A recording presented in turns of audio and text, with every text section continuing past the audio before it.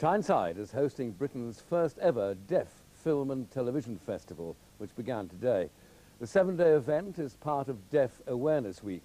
It's been organised by the Tyneside Cinema and the European Media School in Gateshead, which runs a 2-year course for deaf students.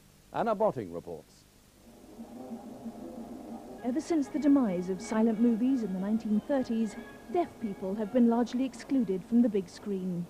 But this week, every film shown at the Tyneside Cinema in the centre of Newcastle will be signed by an interpreter, access that profoundly deaf people rarely enjoy. It's the one small step, and we hope to take it into the future and build on this week so that we can have a much more positive future within the industry for the deaf culture. Students from the European Media School in Gateshead, which offers Britain's first media training course for deaf people, are also taking part, running a series of workshops. Richard King and Linda Clark are both involved.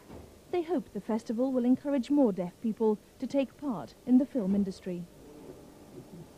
Well, I'm hoping that it's going to bode well for the future, actually, and be a good experience, so that it might attract more deaf interest into coming into courses like this, so our numbers could grow. Well, in the past, there were very few people in film. When I was 16, I wanted to get involved with deaf dramas and TV, but there was nothing available. So I dropped it at the time, but now there are more deaf involved, and I hope that there'll be more people who are going to be in this industry in the future. Nothing here, Major. Odd. Must have been an animal of some sort. The students have also produced their own films. This one, called Casualties of War, will be screened at the Tyneside Cinema later this week. The head of training explains why that's so important.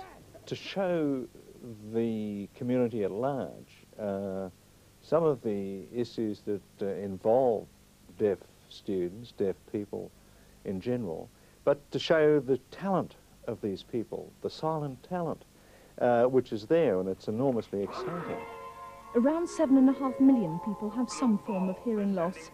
Michael Bryan hopes the festival and the training course will help this silent talent play a greater role in the film and television industry in the future.